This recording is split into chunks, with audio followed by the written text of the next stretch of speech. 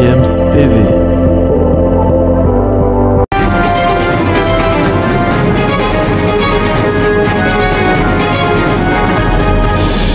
Hervé Renard réalise sa première séance d'entraînement avec l'équipe nationale féminine de football de France.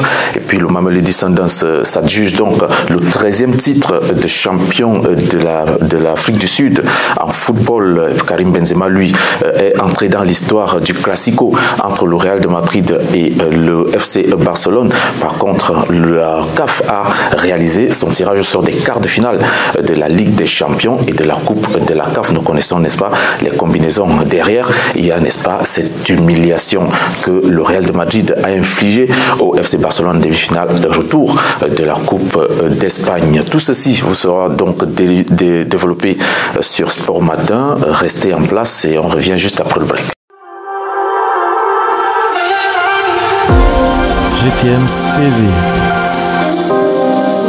Commençons donc notre sport matin par le Classico qui s'est donc joué hier du côté de l'Espagne. Le Real de Madrid a humilié le FC Barcelone à domicile et fonce en finale de la Coupe d'Espagne dans un Classico qui a attiré toutes les attentions et un Benzema en mode masterclass. Avant le coup d'envoi, le FC Barcelone avait un léger avantage grâce à sa victoire à l'aller 1-0 et puis il a fallu sortir le grand jeu pour les hommes de Carlo Ancelotti amené par le grand capitaine Karim Benzema, auteur d'un triplé. Le Ballon d'Or 2022 est nettement le bourreau des Catalans avec ses buts de la 50e minute, 58e minute et 80e minute. Vinicius Junior, lui, a par ailleurs ouvert le score en fin de première mi-temps. Le Real Madrid se qualifie ainsi et croisera donc Osasuna qui a éliminé l'Atlético Bilbao en demi-finale.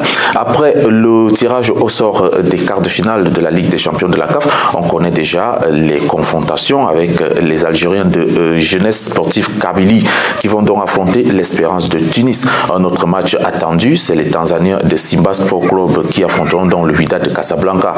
Les Égyptiens de Al Ahly du Caire, eux, vont donc croiser en choc le Raja de Casablanca, un match très attendu. Et puis les Algériens de CR Belouizdad vont affronter le Sundowns Mamelodi de l'Afrique du Sud. Du côté de la Coupe de la CAF, on va noter, n'est-ce pas, les confrontations entre l'USM Alger et le Phare de Rabat. On va aussi parler de cette autre rencontre qui va opposer l'US Monastir à la SEC Mimosa d'Abidjan. River United du Nigeria, lui, va affronter Young Africans de Tanzanie. Et puis les Égyptiens de Pyramid Football Club seront face aux Sud-Africains de Mamouro Galand.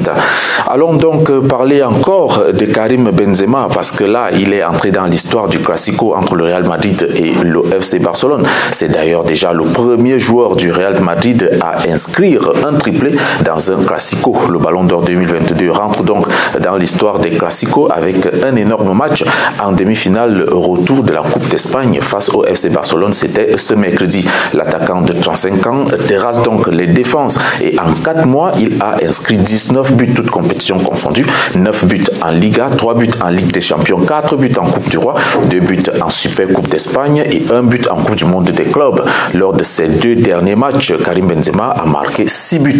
Le prochain rendez-vous, ça sera donc dès la semaine prochaine face à Chelsea en Ligue des Champions pour le match aller des quarts de finale de cette illustre compétition. Et on peut donc dire qu'après sa blessure, il revient au bon moment pour le Real de Madrid. Alors donc du côté de l'Afrique du Sud, il y a les Mamelodi Sundowns et les autres. Les Brésiliens ont officiellement remporté la DStv Premiership qui est dans le championnat sud-africain de première division.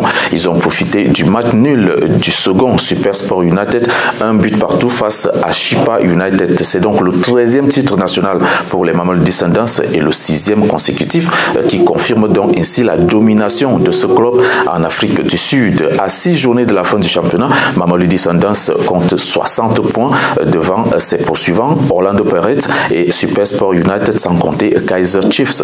Les trois clubs ont 40 points. Vous pouvez noter donc la différence, donc qui est de 20 points d'écart avec cette équipe de Sundowns, donc une large domination de l'équipe de Mamelodi Sundowns dans ce championnat. On note aussi une force offensive d'espoir conséquente avec 45 buts marqués contre 9 buts concédés pour cette équipe de Mamelodi Sundowns qui reviendra donc en Ligue des Champions officiellement la saison prochaine. Hervé Renard, lui, est le nouveau sélectionneur de l'équipe de France féminine de football. Il a d'ailleurs dirigé sa première séance d'entraînement à Clairefontaine. Les premiers échanges de l'ancien sélectionneur de l'Arabie Saoudite et de la Côte d'Ivoire avec ses joueuses marquent donc le début d'un nouveau chapitre dans l'histoire du football féminin en France. Après le départ de Corinne Diacre, on note d'ailleurs les retours de la capitaine Wendy Renard qui s'était d'ailleurs retirée de cette sélection il y a quelques semaines. Il y a également le retour de Eugénie Le Sommer,